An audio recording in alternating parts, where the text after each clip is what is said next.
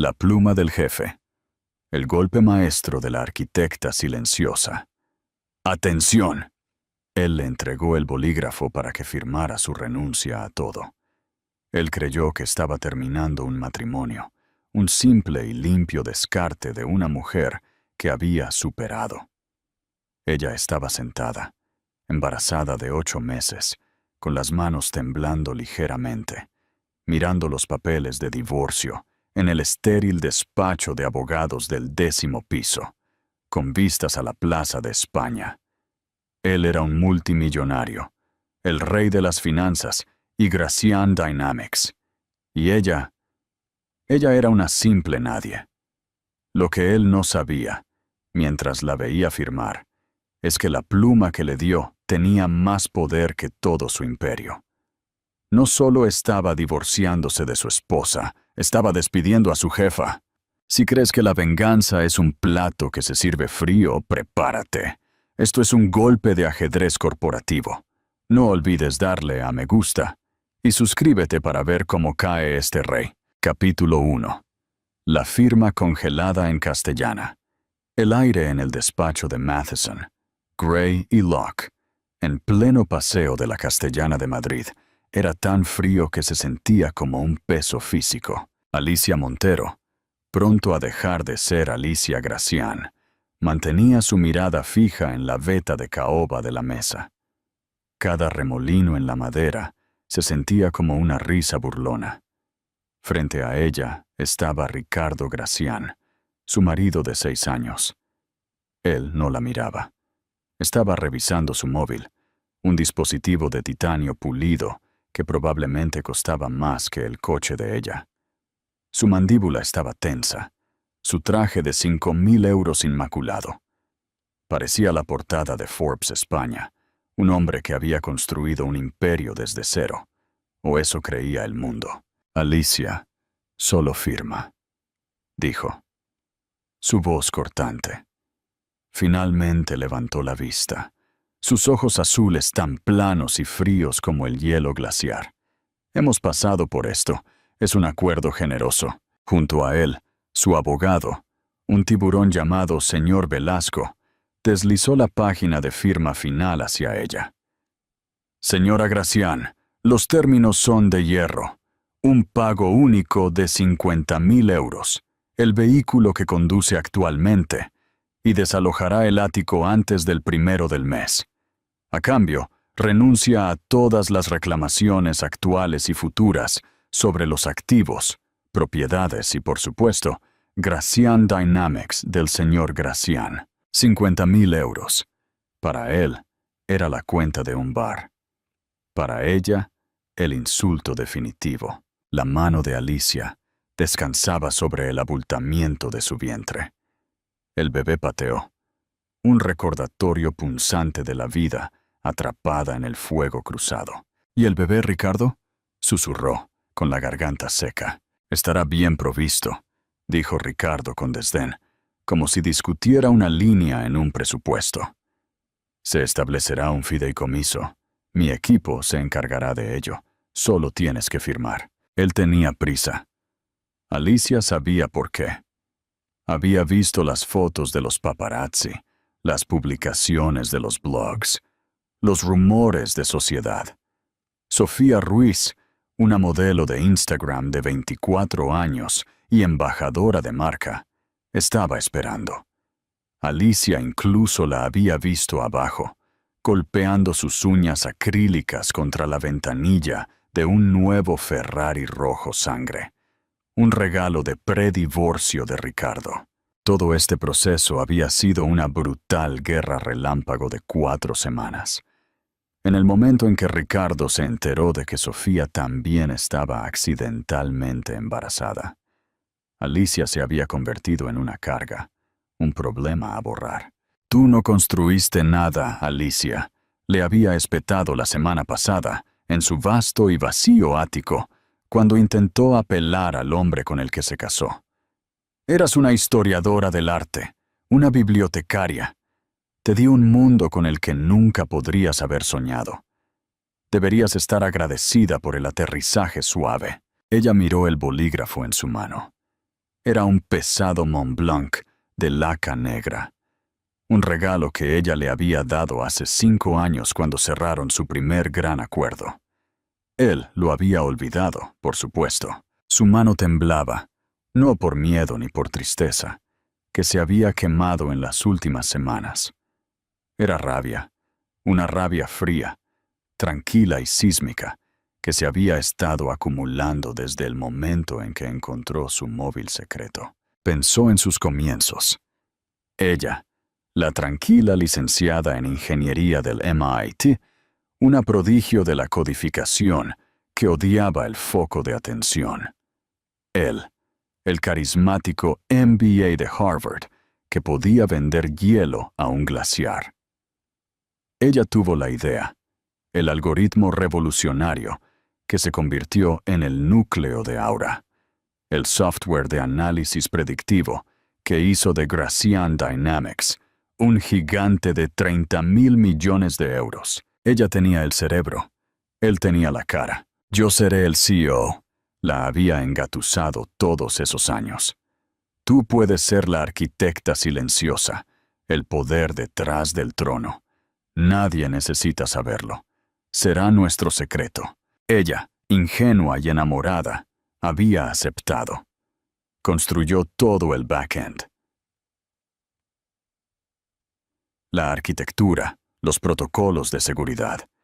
Estructuró la empresa a través de un laberinto de fideicomisos y sociedades holding, todas registradas en Ginebra, todas conduciendo a una única entidad anónima. AM Holdings. A de Alicia, M. de Montero. Ricardo nunca fue el dueño. Era un empleado, el CEO, sí, con un salario generoso y opciones sobre acciones que, fundamentalmente, estaban programadas para consolidarse en su 7º aniversario de bodas, un aniversario al que ahora nunca llegarían. Él poseía exactamente el 0% de la empresa que llamaba suya, y en su ciega arrogancia, nunca lo había cuestionado. Nunca investigó los estatutos que firmó sin leer. Simplemente creyó en su propia prensa. «Alicia, no tengo todo el día», espetó Ricardo. Alicia levantó la mirada. Se encontró con su gélida mirada, y el destello de acero que había estado escondido en su columna vertebral durante 6 años finalmente se solidificó. «Tienes razón, Ricardo», dijo. Su voz era sorprendentemente clara. «No lo tienes». Hizo clic en el bolígrafo. Firmó su nombre. Alicia Montero, en la línea de la firma, no Alicia Gracián. Empujó los papeles de vuelta sobre la mesa. El señor Velasco los recogió. «Una sabia decisión. Los fondos se transferirán en 24 horas». Ricardo se puso de pie, ajustándose los puños. «Bien, está hecho. Una ruptura limpia». No le ofreció la mano. No se despidió. Simplemente se dio la vuelta y salió de la sala, sus pasos resonando en el silencio. Ya estaba hablando por su móvil, sin duda llamando a Sofía. «Está resuelto», lo escuchó decir, mientras la puerta se cerraba de golpe. Alicia permaneció sentada. Su abogado y amigo de confianza, un hombre tranquilo llamado Marcos Torres, entró desde una sala contigua donde había estado esperando. Era la única otra persona en la tierra que sabía la verdad. Era el amigo más antiguo de su padre, su apoderado en la junta y el ejecutor de su fideicomiso. «El sello está roto», dijo Marcos, con voz grave. «Ha puesto fin a su reclamación conyugal». «Así es», dijo Alicia. Colocó ambas manos sobre su vientre. Negoció su propia indemnización, 50.000 euros. Marcos la miró, sus ojos llenos de una lealtad feroz y protectora. «El protocolo Jano ha estado activo durante 6 semanas, Alicia. Desde que encontraste el móvil, tenemos todo. El protocolo Jano, su último recurso de seguridad. Un sistema back-end que había codificado en el núcleo de Aura, invisible para todos. Fue diseñado para reflejar y registrar toda la actividad ejecutiva de alto nivel, marcando específicamente transferencias financieras, exfiltración de datos y discrepancias de comunicación. Fue diseñado para atrapar a un enemigo. Ella nunca soñó que sería su marido. ¿Y qué ha encontrado?, preguntó Alicia, aunque ya lo sabía. Fraude, dijo Marcos, con voz sombría. Conspiración. Él y la señorita Ruiz no solo han estado planeando unas vacaciones, han estado creando sociedades fantasma en las Islas Caimán. Ha estado desviando fondos, tus fondos, a cuentas a nombre de ella. Estaba planeando desangrar la empresa, declararse en bancarrota y culpar a una caída del mercado. Todo mientras él y su amante vivían de los millones robados. Alicia cerró los ojos. La traición era más profunda de lo que podría haber imaginado. No solo la estaba dejando, estaba tratando de destruir el trabajo de su vida. Se puso de pie, lentamente. La mujer embarazada que había entrado en la oficina con aspecto de derrotada se había ido. En su lugar estaba la dueña. «Inicia el bloqueo, Marcos», ordenó. «Congela su acceso corporativo, todo. Notifica a la junta directiva de una reunión de emergencia, no negociable, dentro de 2 semanas. Y envía una invitación de cortesía a la CNMV, Comisión Nacional del Mercado de Valores. Creo que estarán muy interesados en lo que el señor Gracián ha estado haciendo». Caminó hacia la ventana, mirando el Ferrari rojo mientras se alejaba de la acera. «Quiere una ruptura limpia», susurró Alicia a su hijo nonato. «Se la daremos». Interacción con la audiencia. CTA. La bibliotecaria acaba de activar el protocolo Jano. Si estuvieras en el lugar de Alicia, ¿habrías firmado el divorcio de inmediato para asegurar tu inocencia legal? ¿O habrías luchado por cada céntimo desde el principio? Comenta tu estrategia. Y si ya sientes la tensión, dale a suscribirse para no perderte la caída de Ricardo. Capítulo 2. El bloqueo Jano. Las siguientes 2 semanas fueron las mejores de la vida de Ricardo Gracián. Se sentía libre. El mundo era suyo. Él y Sofía celebraron una lujosa fiesta de divorcio en el ático, el mismo que Alicia tenía hasta el 1 del mes para desalojar. A ellos no les importó. Habían cambiado las cerraduras mientras Alicia estaba en una cita prenatal. Ricardo estaba en el balcón, con una copa de champán en la mano. Sofía se abrazaba a su espalda. La ciudad brillaba debajo de ellos, un reino que él había conquistado. «Por los nuevos comienzos, cielo», ronroneó Sofía, besándole el cuello. Ella era hermosa, toda ángulos afilados y perfección fabricada.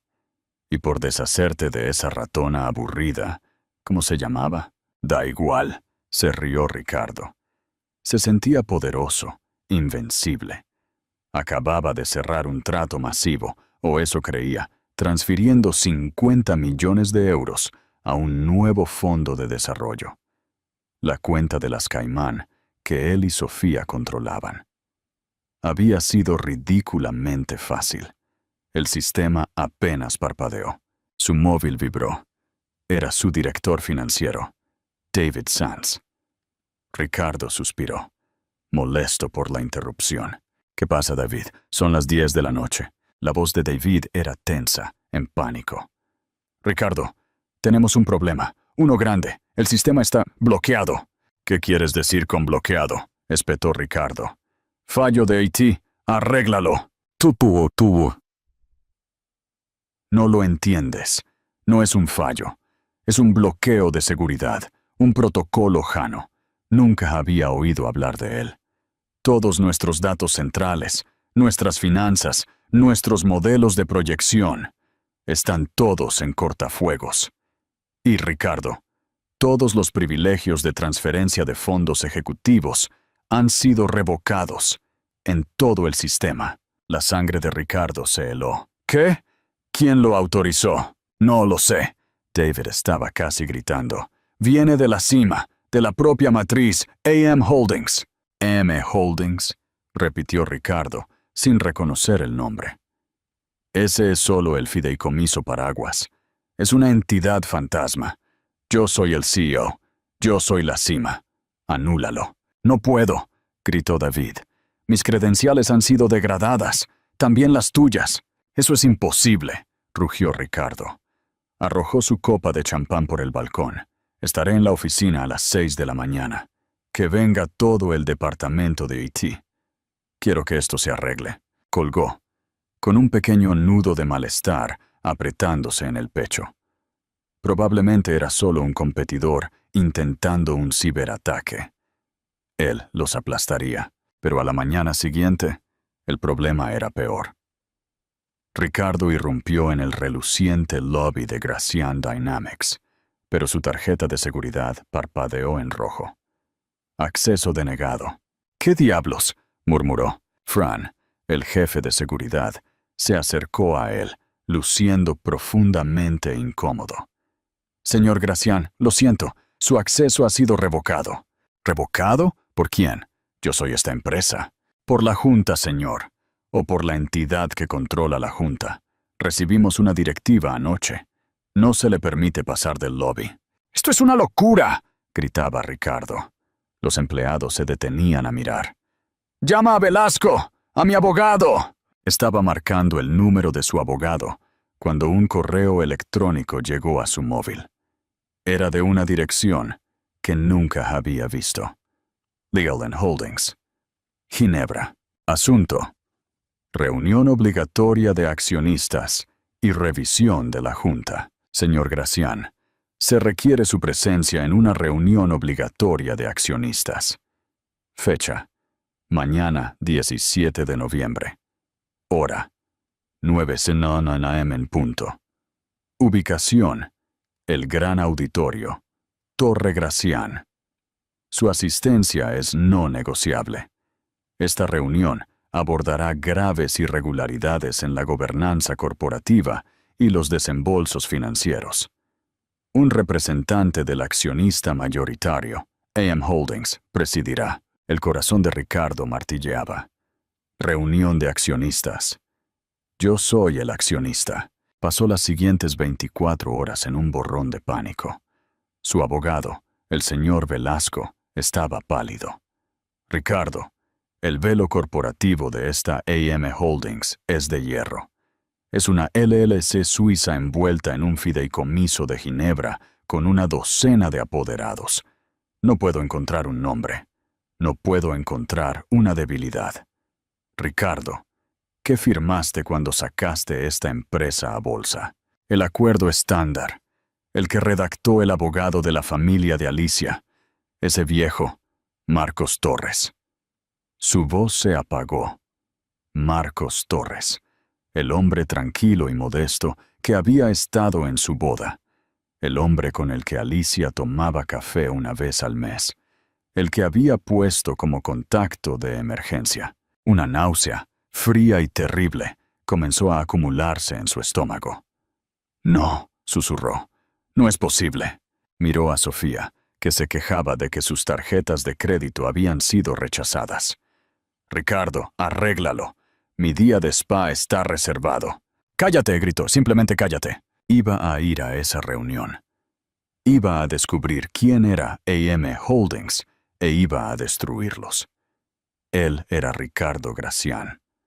Él había construido esto y nadie iba a quitárselo. Capítulo 3. La arquitecta desvelada. El gran auditorio estaba abarrotado. Cada empleado de Gracian Dynamics, desde el servicio de mensajería hasta la alta dirección, estaba presente. La prensa había sido invitada, alineando la pared trasera con cámaras, oliendo la sangre.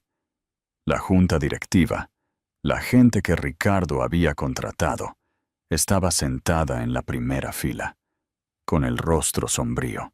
Ricardo Gracian irrumpió a las 8:59 AM. Vestía su traje más poderoso. Su rostro, una máscara de furia controlada. Ignoró los susurros, las miradas, el clic de las cámaras. Marchó directamente al podio en el escenario, con la intención de tomar el control. ¿Cuál es el significado de esto?, tronó, su voz resonando. Esta reunión es ilegítima. Soy el CEO y el accionista mayoritario de esta empresa. Quien sea responsable de esto, de este golpe de Estado, será procesado con todo el peso de la ley. Las luces del auditorio se atenuaron. La pantalla gigante detrás del podio cobró vida.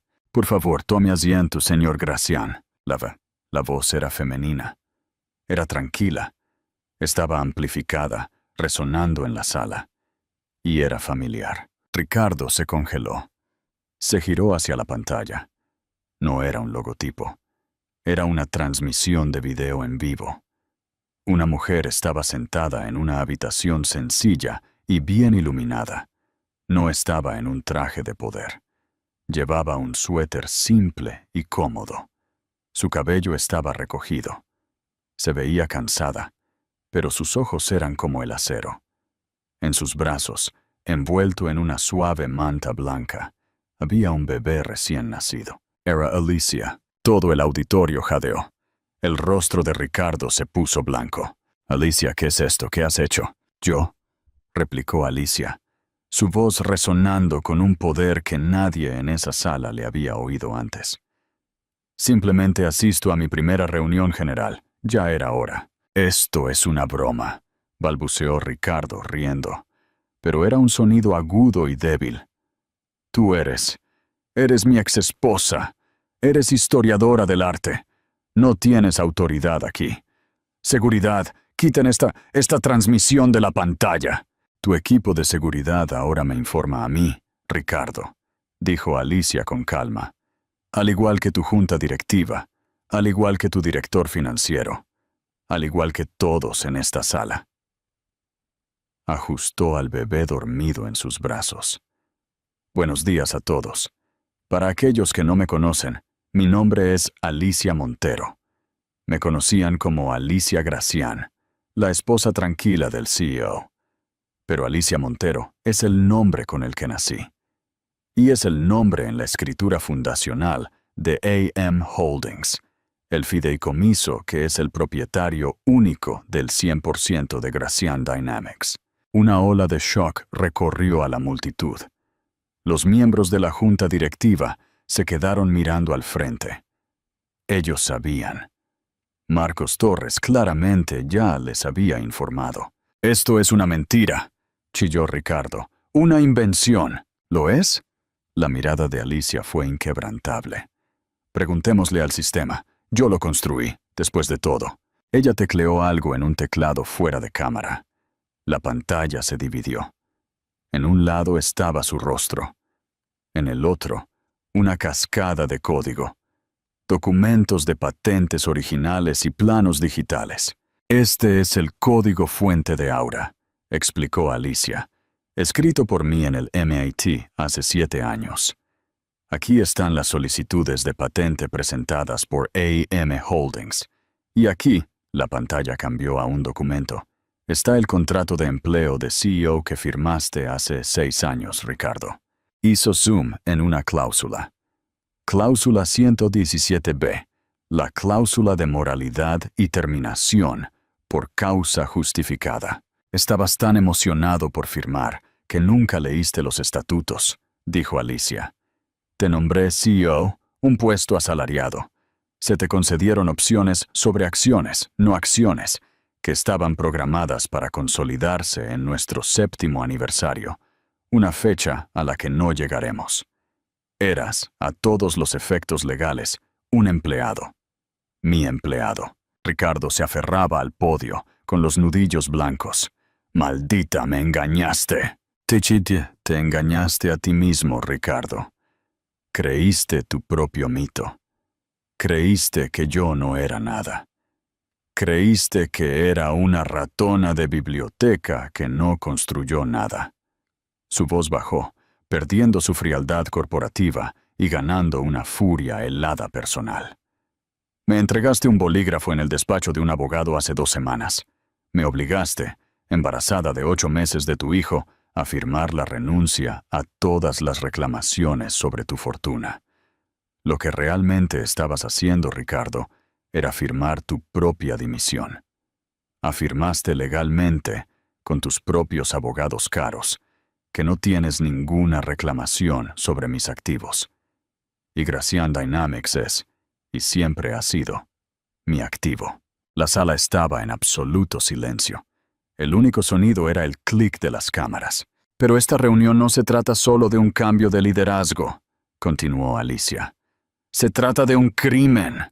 ¿Un crimen?, repitió Ricardo. Su bravuconería finalmente se rompió, revelando el pánico puro debajo. ¿De qué estás hablando? Mis proyecciones son ficción, Ricardo, interrumpió Alicia, su voz afilada como el cristal. Durante las últimas 6 semanas, he tenido el protocolo Jano activo. Marca irregularidades. ¿Qué irregularidades encontró? La pantalla cambió de nuevo. Ahora era un diagrama de flujo, una red de cuentas offshore, sociedades fantasma y transferencias bancarias. Hablemos del Fondo de Desarrollo Caimán, dijo Alicia, mientras David Sands, el director financiero, se hundía en su asiento, luciendo enfermo. Esta, continuó Alicia, es una cuenta que usted y su director financiero abrieron hace 3 meses. Y aquí apareció una nueva ventana que mostraba correos electrónicos. Están sus comunicaciones con la señorita Sofía Ruiz. La glamurosa foto de Sofía llenó la pantalla, junto a una cadena de correos electrónicos. La sangre de Ricardo se convirtió en hielo. No eran cartas de amor. Esto eran negocios. Alicia leyó uno en voz alta. parasruiz@gmail.com. de rgracian@graciandynamics.com. Sofía. La primera transferencia de 10 millones de euros está completa. La cuenta SR Holdings está activa. Desviaremos otros 20 millones para fin de trimestre. Culpémoslo al lanzamiento fallido en Asia. Para cuando declare la bancarrota, tendremos 100 millones en el banco, y esa estúpida esposa mía se quedará sin nada más que mis deudas. Un jadeo colectivo y horrorizado llenó el auditorio. Ricardo se tambaleó hacia atrás, como si hubiera sido golpeado físicamente. No solo me estaba dejando, explicó Alicia, su voz temblando de rabia contenida. No solo me estaba engañando, estaba malversando sistemáticamente, con su amante como cómplice.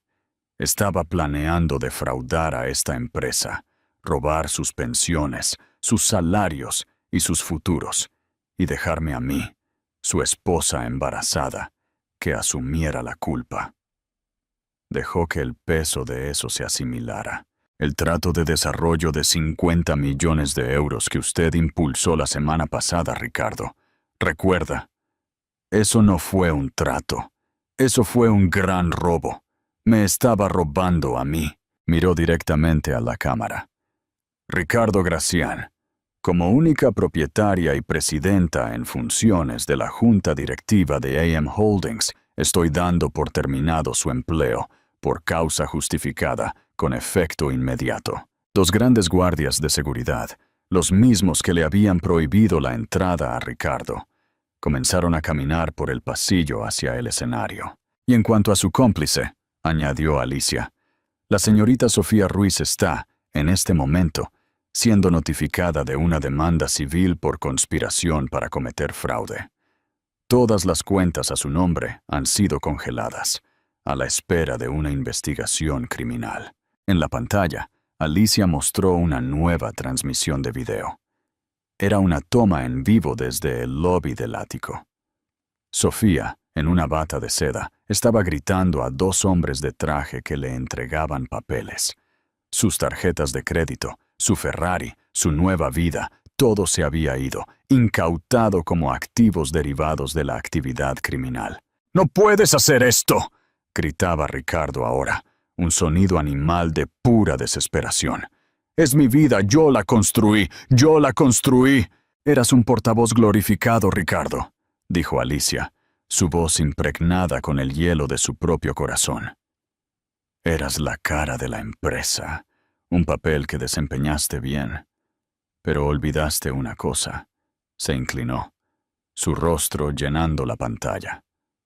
Nunca, jamás, subestimes a la arquitecta. Los guardias de seguridad llegaron al escenario. «Señor Gracián», dijo uno, con voz monótona, «tiene que venir con nosotros». Ricardo miró salvajemente a los empleados, que lo miraban con desprecio, a la prensa que le lanzaba flashes a la cara, a la junta directiva que se negaba a mirarlo a los ojos. Volvió a mirar la pantalla. La mujer que había sido su esposa tranquila y modesta ya no estaba allí. La pantalla estaba en negro. La reunión había terminado. Mientras los guardias tomaban sus brazos, Ricardo Gracián finalmente entendió. No solo había perdido un matrimonio, no solo había perdido una amante. Había perdido un juego de ajedrez de 6 años en un solo movimiento ante una gran maestra que ni siquiera sabía que estaba jugando. Interacción con la audiencia. 2 CTA. ¡Qué jaque mate tan épico! La arrogancia de Ricardo lo cegó por completo. ¿Cuál crees que fue el error más grande que cometió? ¿Subestimar el protocolo Jano o subestimar el amor de Alicia por el trabajo que ella creó? Déjame tu opinión más fuerte en los comentarios. Y si te ha encantado este giro, comparte esta historia con alguien que necesite ver el poder de la mente. Capítulo 4. El legado de Aura Innovations. Conclusión significativa. Las secuelas fueron inmediatas y espectaculares. «El CEO que no lo era», gritó la portada del Wall Street Journal España. «La exesposa del multimillonario lo posee todo», tituló El Mundo, con una foto dividida de un Ricardo furioso siendo arrastrado fuera del edificio y una Alicia serena sosteniendo a su bebé. El mundo de Ricardo Gracián no solo se derrumbó, se vaporizó. La CEB, invitada por el equipo de Alicia, intervino de inmediato. La evidencia de fraude era tan abrumadora, tan meticulosamente documentada por el protocolo Jano, que se presentó una acusación penal en 48 horas. Ricardo estaba arruinado, su reputación era tóxica, sus cuentas bancarias congeladas.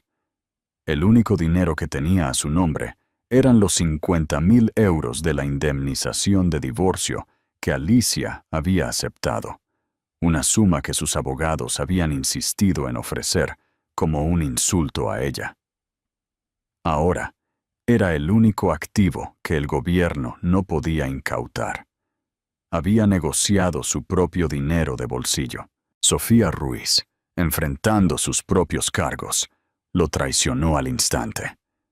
Se declaró culpable, aceptando testificar contra Ricardo a cambio de una sentencia reducida, que aún ascendía a 2 años de prisión de mínima seguridad y la restitución total. Dinero que nunca tendría. Se la vio por última vez trabajando en una cafetería de barrio, irreconocible sin su ropa de diseñador. ¿Y Alicia? Alicia Montero, la arquitecta, como la apodó la prensa. Nunca volvió a pisar el edificio de Gracián Dynamics. No lo necesitaba. Desde su oficina en casa segura y de alta tecnología, la que había estado construyendo en secreto en las afueras de la Sierra de Madrid, guió a su empresa. Marcos Torres fue nombrado CEO interino, encargado de limpiar la casa. David Sanz, el director financiero, fue despedido y enfrentó sus propios cargos. Toda la junta directiva fue destituida. Alicia reconstruyó su empresa desde cero. La renombró, dejando caer el nombre que se había convertido en una mancha. Gracián Dynamics fue disuelta, y de sus cenizas surgió Aura Innovations. Ella ascendió desde dentro, encontrando a los ingenieros y gerentes talentosos que Ricardo había pasado por alto. Reenfocó la empresa en su tecnología central, en la innovación sostenible y en el uso ético de los datos, los principios que siempre había imaginado. Ella nunca dio una entrevista de televisión, nunca posó para una revista. Era solo un nombre en un memorando, una voz en una teleconferencia. Pero su presencia se sintió en todas partes. La empresa, liberada del ego y la codicia de Ricardo, prosperó. Las acciones se dispararon a nuevas alturas. Mientras tanto, Alicia se centró en su propio nuevo comienzo. Su hija, Anna Montero, tenía los ojos brillantes y curiosos de su madre. Alicia se sentaba con ella en la guardería, codificando en un portátil con una mano mientras sostenía a su hija con la otra. Finalmente había encontrado una manera de ser tanto la arquitecta como la madre, en sus propios términos. Ella tenía el trabajo de su vida. Ella tenía una hija. Ella era libre. El tiempo pasó. La vida de Ricardo fue la inversa. La multa de 2 millones de euros significaba que estaría endeudado para siempre. Los 20.000 euros que le quedaban después de los honorarios iniciales de su abogado se gastaron en el depósito de su apartamento sórdido en las afueras de la ciudad. Se le asignó la limpieza de autopistas para su servicio comunitario. 6 días a la semana, Ricardo Gracián, el hombre que una vez apareció en la portada de Fortune, se ponía un chaleco naranja de alta visibilidad y recogía basura en el arcén de la carretera A2. En el primer aniversario de la reunión en el auditorio, estaba en su apartamento. La calefacción estaba rota. Estaba bebiendo whisky barato, viendo un televisor de segunda mano.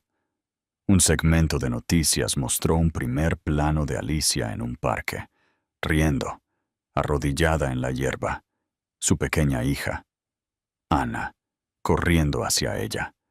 Su rostro una máscara de alegría pura. Alicia parecía joven, parecía libre, parecía hermosa, de una manera que él nunca había visto, o quizás nunca se había molestado en notar. Una bilis caliente y rancia subió por la garganta de Ricardo. Era el veneno de su propia fabricación. Era la envidia. Era la pérdida.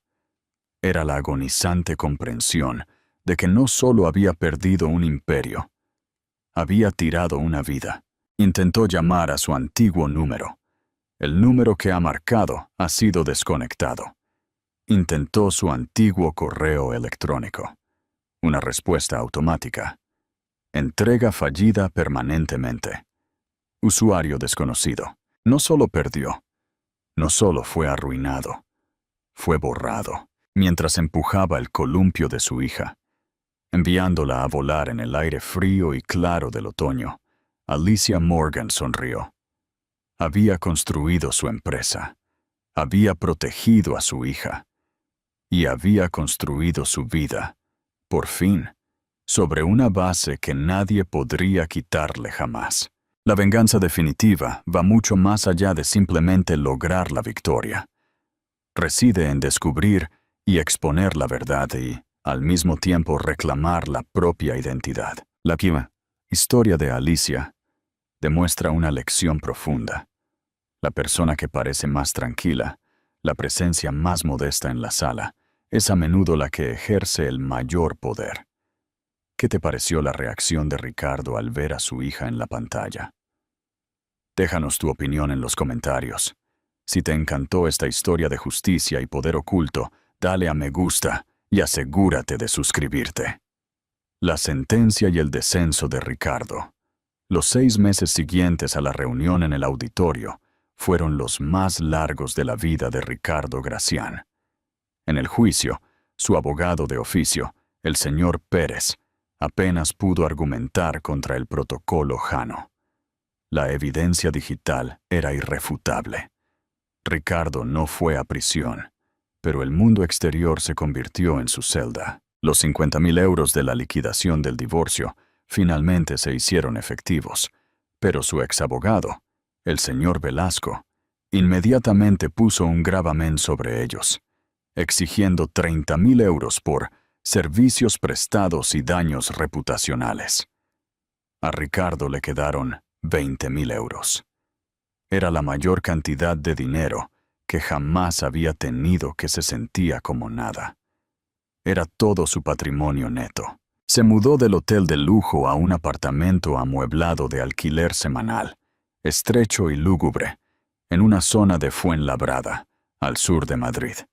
Los muebles olían a cigarrillos viejos y a fracaso. Pasó sus días viendo cómo la soga legal se ajustaba.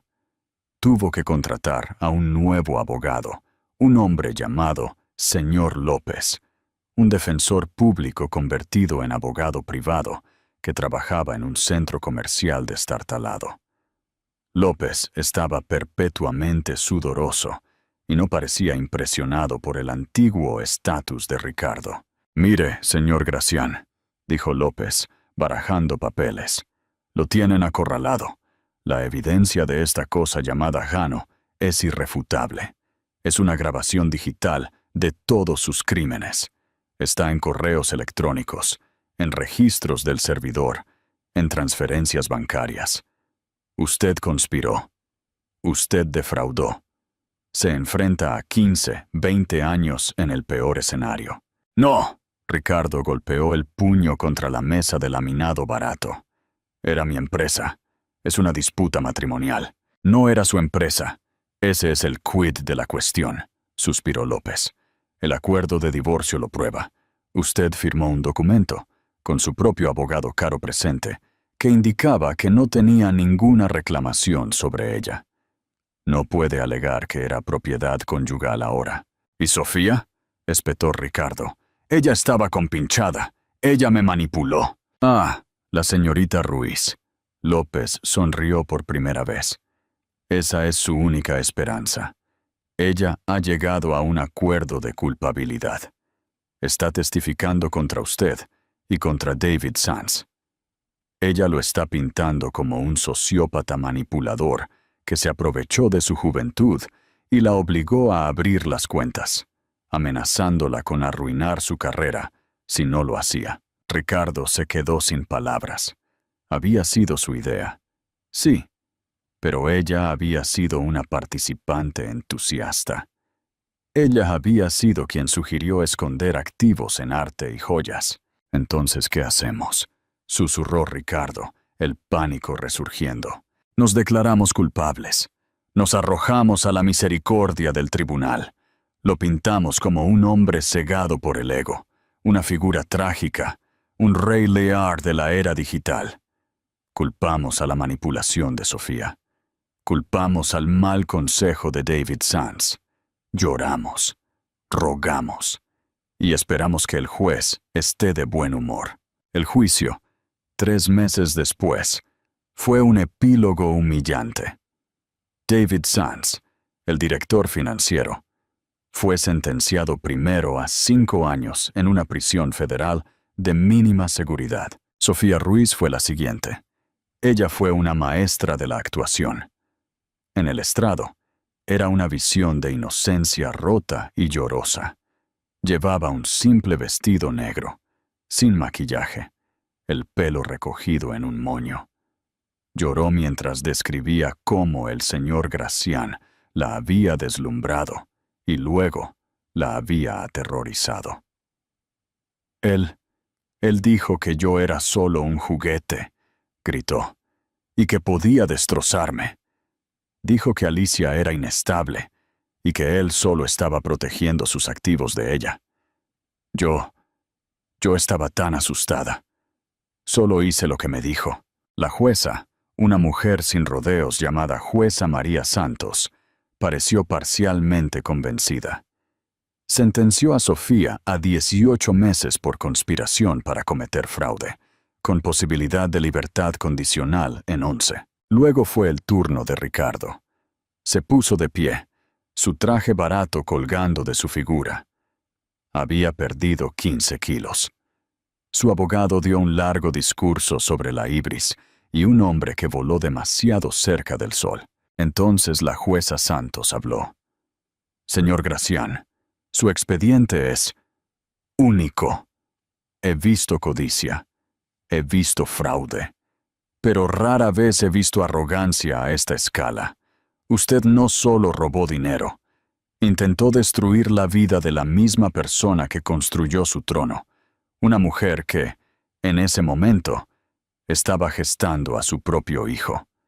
Es un nivel de malicia que este tribunal encuentra particularmente repulsivo. Las rodillas de Ricardo flaquearon. Su abogado lo sostuvo. Sin embargo, continuó la jueza, dos cosas han evitado que le imponga la sentencia máxima.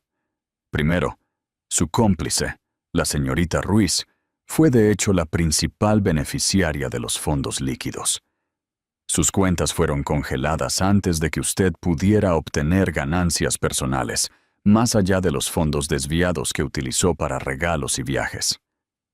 Segundo, y lo más importante, la víctima en este caso, la señora Alicia Montero, ya ha reclamado todos los activos corporativos. Gracias a su extraordinaria previsión, la empresa no quebró. Las pensiones no se perdieron. Usted está siendo sentenciado, por lo tanto, no por un robo completado, sino por el intento. La jueza Santos golpeó su mazo. El tribunal lo sentencia a 5 años de libertad condicional por delito grave. Deberá realizar 5.000 horas de servicio comunitario. Pagará multas de restitución por un total de 2 millones de euros, que se embargarán de todas y cada una de las ganancias futuras.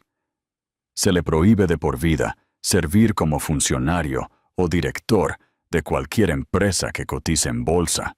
Usted tiene su liquidación de 50.000 euros, señor Gracián.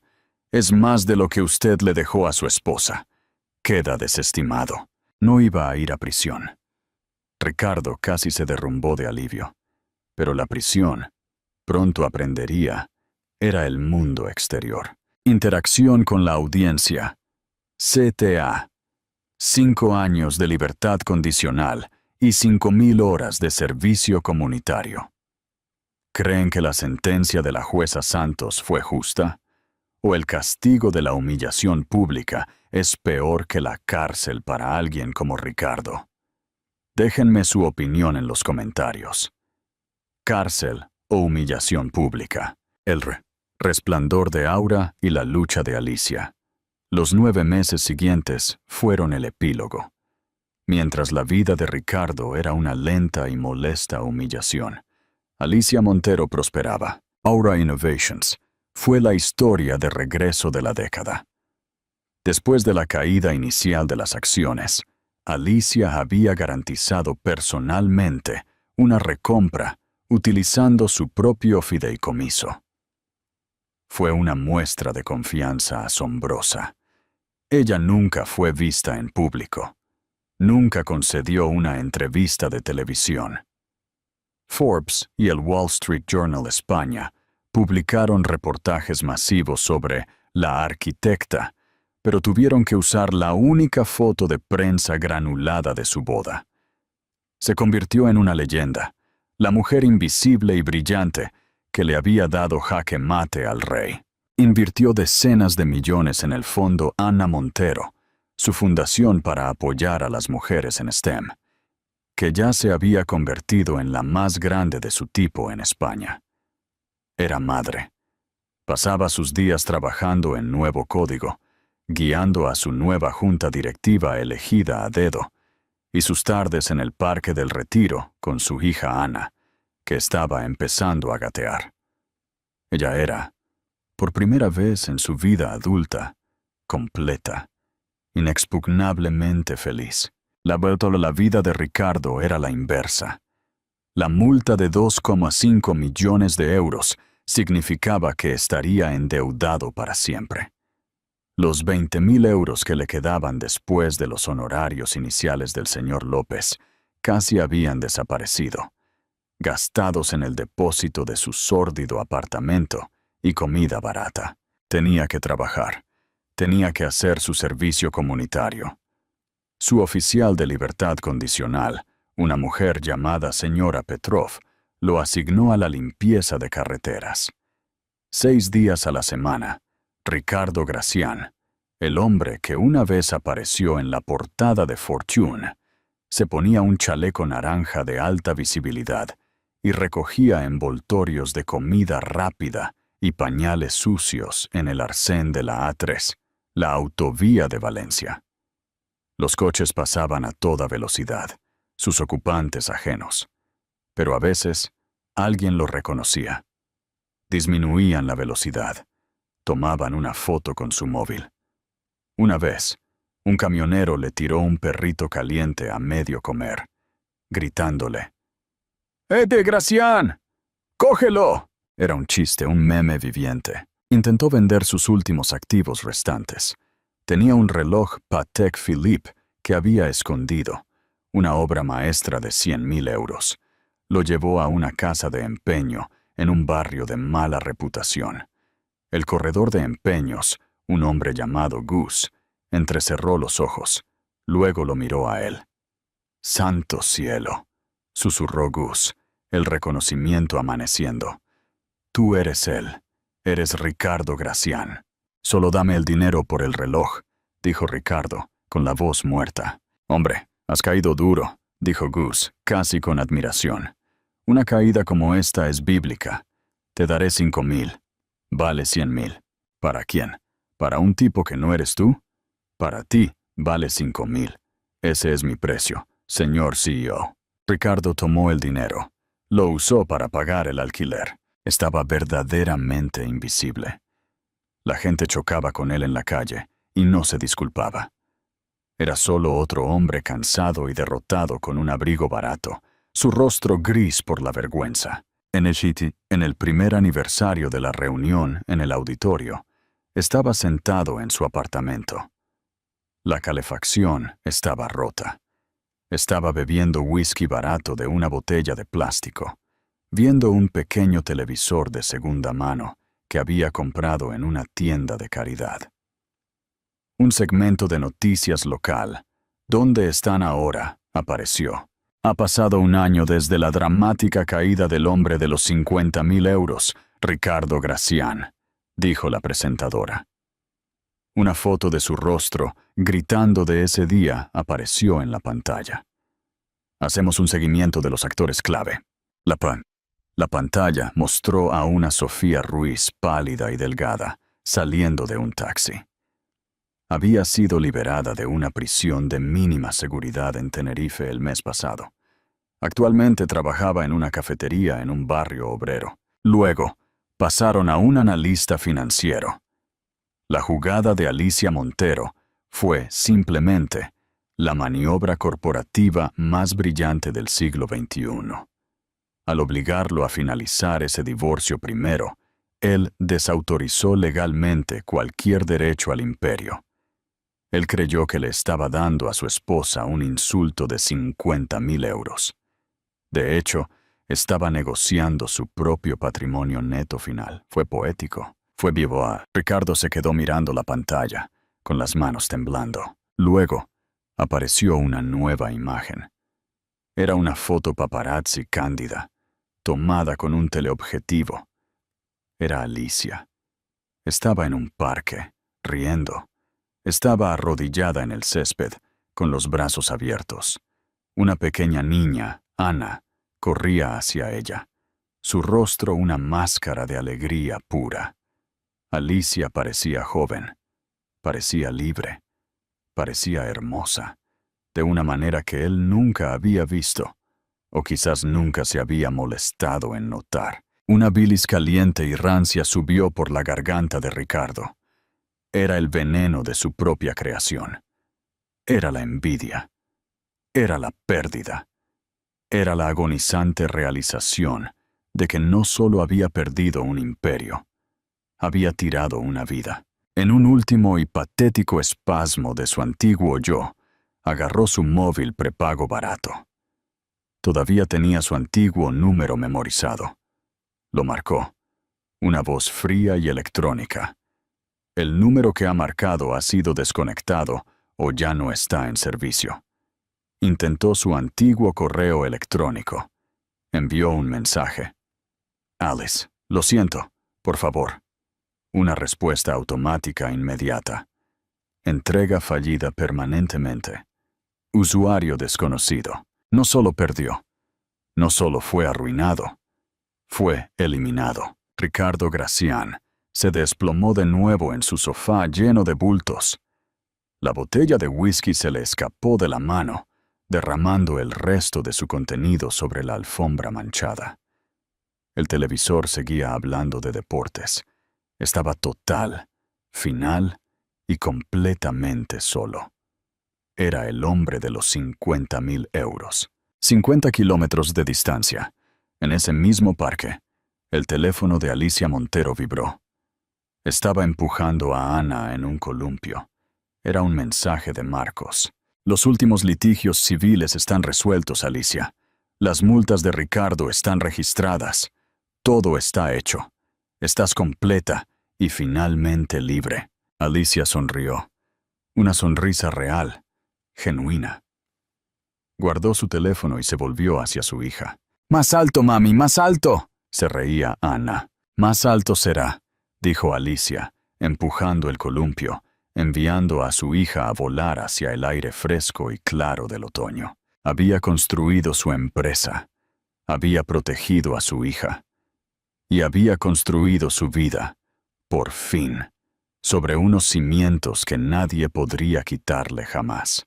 Conclusión. Y última interacción. El viaje de Alicia Montero no fue simplemente tomar el control de su empresa.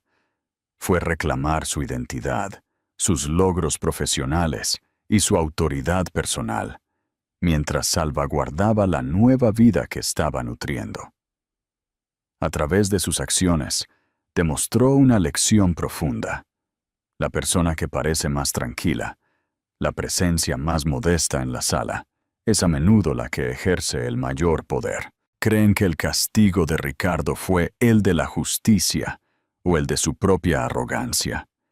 ¿Y qué piensan que sintió en ese momento final al ver a Ana riendo? Déjennos sus pensamientos más profundos en los comentarios. Si les encantó esta historia de justicia poética y poder oculto, denle me gusta, compártanla y suscríbanse. Tenemos más dramas de la vida real, justo como este, cada semana. El último acto de la soledad. Pasaron 5 años y medio. La libertad condicional de Ricardo Gracián había terminado, pero su sentencia de la vida era permanente. La multa de 2 millones de euros, con intereses, crecía como un cáncer financiero. Ya no recogía basura en la autopista, pero su vida se había convertido en un reflejo gris de ese chaleco naranja. Residía en el mismo apartamento sórdido de Fuenlabrada, ahora trabajando como freelance, haciendo hojas de cálculo y presentaciones para pequeñas empresas de logística de segunda categoría. Trabajos que conseguía ocultando su pasado criminal. Cobraba apenas lo suficiente para pagar las multas y los gastos esenciales. La humillación ya no era un pico de adrenalina, sino el aire que respiraba. Había sido forzado a renunciar a su arrogancia, pero la había reemplazado con una amargura helada. Un martes por la tarde de invierno, mientras esperaba el autobús, un Rolls-Royce Ghost negro se deslizó lentamente por el carril opuesto. Ricardo no levantó la vista. Estaba acostumbrado a la riqueza que ya no le pertenecía. Pero entonces, el coche se detuvo en el semáforo. A través de la ventanilla tintada, que casualmente estaba bajada unos centímetros debido a un fallo en el sistema de climatización, Ricardo escuchó el sonido inconfundible de una carcajada infantil. Miró hacia el coche. En el asiento trasero, en un entorno de cuero crema y silencio lujoso, había una niña. Tendría unos 6 años. Tenía el pelo castaño y rizado, y los ojos curiosos y brillantes de Alicia. era Ana. Junto a ella, con un traje de negocios elegante pero discreto, y con el pelo más largo y peinado de una forma más suave que antes, estaba Alicia Montero. No parecía más vieja, parecía más fuerte, más centrada. Estaba hablando por teléfono, pero en el momento en que se detuvo el coche, dejó el dispositivo para entregarle a Anna una tableta. La niña, en lugar de jugar, se inclinó y besó la mejilla de su madre. Ricardo, el hombre de los 50.000 euros, se quedó paralizado en la acera. Vio el destello del anillo de compromiso de Alicia, uno que él nunca le había dado. No había nadie más en el coche. No había un nuevo marido. Alicia no necesitaba un rey. En ese instante, en el reflejo de la ventanilla del Rolls Royce, Ricardo se vio a sí mismo. Un hombre envejecido prematuramente, con un abrigo gastado, solo, esperando un autobús que lo llevaría de vuelta a su jaula autoimpuesta. El semáforo cambió a verde. El Rolls Royce se deslizó suavemente. Alicia, concentrada en la tableta de Ana, nunca lo vio. Nunca reconoció al hombre que una vez fue el dueño de su vida. Y ahí estaba la venganza definitiva. No era la ruina financiera o el escarnio público. Era la completa, absoluta y sin esfuerzo invisibilidad que Alicia le había otorgado. Él había creído que ella era la que no importaba. Ahora, para ella, él era un fantasma sin sustancia. La victoria silenciosa de la arquitecta, esa noche, a 50 kilómetros de distancia, en la casa que había diseñado meticulosamente en la sierra, Alicia estaba revisando los planos de expansión global de Aura Innovations. La empresa, libre de la codicia de Ricardo, era ahora un referente mundial en ética de datos. Se tomó un descanso y fue al cuarto de Ana. La niña no estaba dormida. «Mami, ¿puedes contarme la historia de la mesa coja otra vez?» Alicia sonrió. La historia de la mesa coja era su cuento favorito a la hora de acostarse.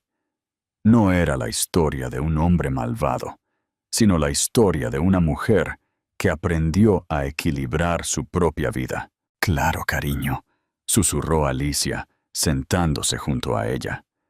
La mesa de nuestra cafetería en el Retiro era muy bonita, pero una pata estaba un poco corta, y el café se derramaba si no poníamos un trozo de cartón. Era inestable, ¿verdad? «Sí, mami, coja», dijo Ana. «Y la lección, mi pequeña Ana, es que no importa qué tan bonita parezca la mesa por fuera. Si la base es inestable, la vida se derrama. Necesitas una base sólida que no necesite un rey para sostenerla. Necesitas tu propia cuña de oro». Ana sonrió entendiendo. «Mi cuña de oro es estudiar mucho, ¿verdad?» «Así es», respondió Alicia, besándole la frente. «Y saber exactamente lo que vales. Ahora duerme». Mientras la pequeña Ana se dormía, Alicia se retiró a su oficina. Se acercó a su escritorio de diseño. Sobre la caoba pulida no había un ordenador, sino una pequeña pieza de oro, grabada con la fecha de la traición y la palabra Aura. No era la cuña de la mesa original, pero era su recordatorio. Su mayor creación no fue la empresa, sino la vida estable y feliz que construyó para su hija y para ella misma. Ella había perdido un matrimonio, pero había ganado un imperio, y lo que era más importante, a sí misma. La reflexión final de la arquitecta. La historia de Alicia Montero y Ricardo Gracián nos enseña la lección más cruel y poética de la vida. La venganza no es un acto, es una consecuencia. Ricardo creyó que la firma en un papel era el final. Pero la verdad es que cada error que cometió, cada mentira que dijo, fue un ladrillo que Alicia utilizó para construir su propio trono. El hombre que pensó que estaba borrando a su esposa, Fue borrado por ella sin siquiera un segundo pensamiento. Él se quedó con los 50.000 euros. Ella se quedó con la paz, el propósito y el amor incondicional de su hija. Y en la balanza del tiempo, sabemos cuál es la verdadera riqueza. ¿Y tú? Si pudieras escribir el destino final para Sofía Ruiz, ¿cómo sería? ¿Trabajando en el mismo café que Taylor? ¿O algo peor? Déjanos tu final para Sofía en los comentarios. Si te ha encantado este final épico, compártete esta historia de justicia poética y asegúrate de suscribirte y activar las notificaciones para que no te pierdas nuestra próxima saga. Gracias por acompañarnos.